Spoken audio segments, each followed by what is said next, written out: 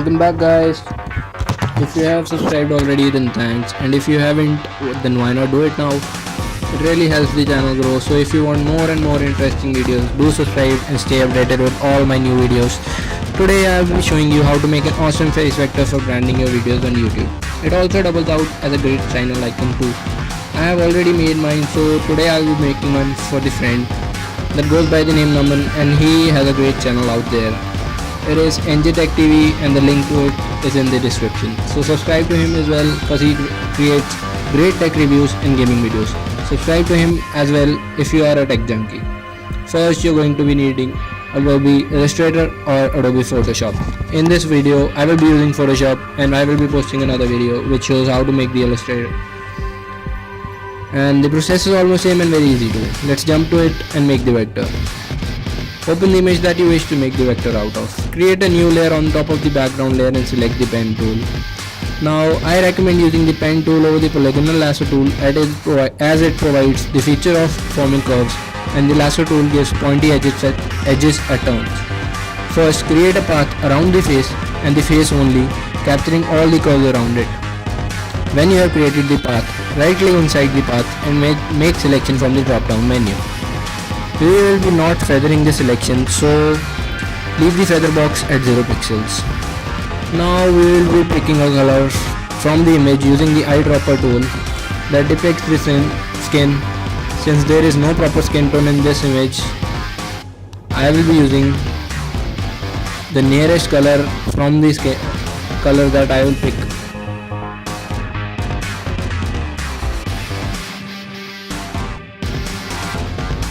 Now create the path around the hair, and you can see I am going over the skin, cause we will be placing the hair on a layer below the skin layer, and it will not be visible where the skin is.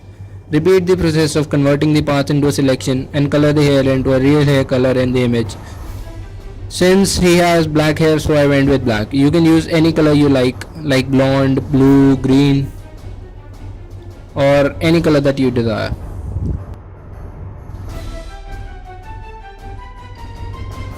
Now we will create the ears and the neck on a layer above the hair but below the face.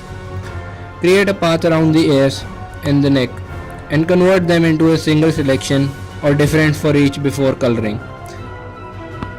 Make sure you keep the color a bit darker than the skin, and you can do that by selecting the skin color using the eyedropper tool and then double clicking on the color swatch and dropping down the brightness field. This way you can get a more realistic look by having the same color in a darker tone.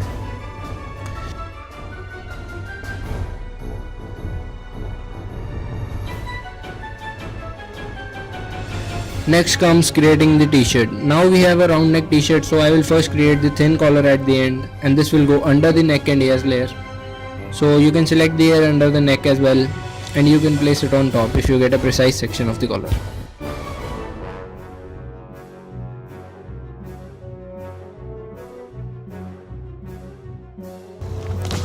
All that is left is creating the rest of the t-shirt and the victory pose, that is making wizard's hands. This also follows the same principle as all the other selections. You can select any color for the t-shirt and the collar. I went the colors with the color scheme that he is wearing.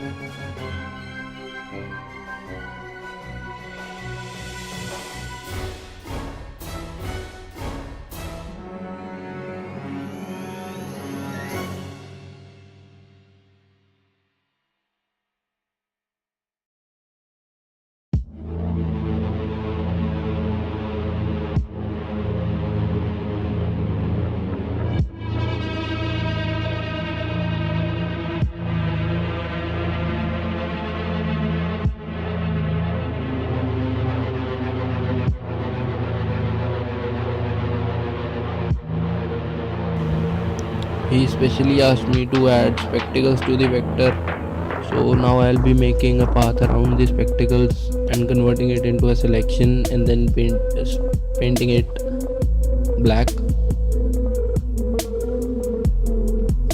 and after that we'll see to the background. For creating empty spaces inside the selection of the frame, I create a path around both the glasses and then right click and click on make selection, and when the make selection dialog box appears I click on subtract from selection, because the selection that we made was around the frame and the path that we have made is around the glass, and it will be subtracted from the frame selection, and this is to be repeated for both the glasses if you are creating some spectacles.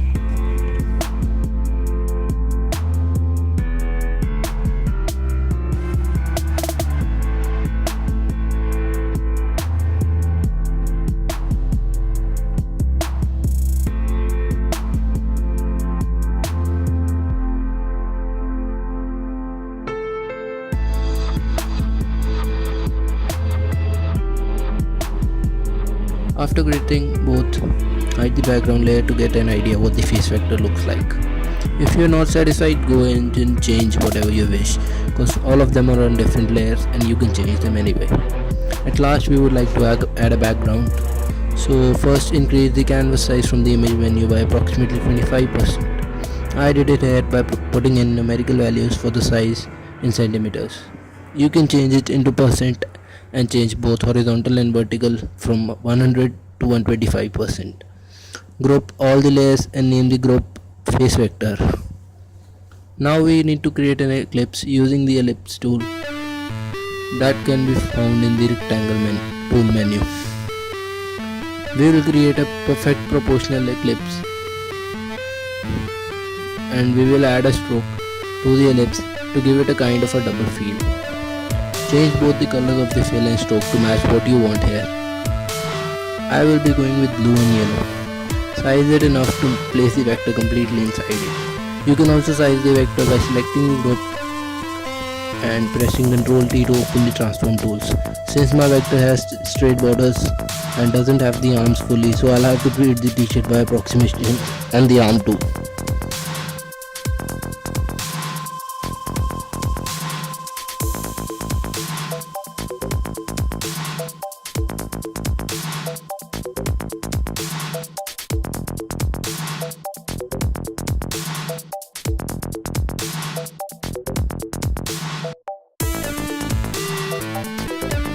After creating the ellipse and placing the vector inside it, you need to create a layer mask on the group.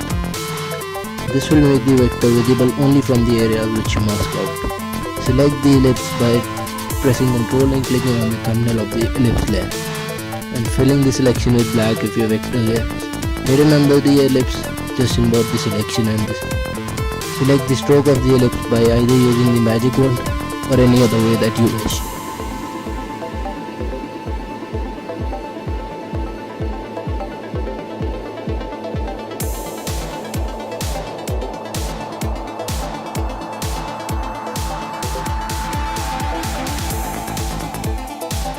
Now, after applying the vector mask, your image should look like this. And now for saving it, we will press Ctrl plus Alt plus S and the save as dialog box opens. We will save the image as a PNG file, as we need the transparency also to be taken into account. That's all there is to creating a face vector using Photoshop. If you found the video useful, please drop a like and share it to your friends too if they're wondering how to make this. Please subscribe if you haven't till now, and do check out NJ Tech TV as well. Adios for now amigos. I'll be back soon with another video.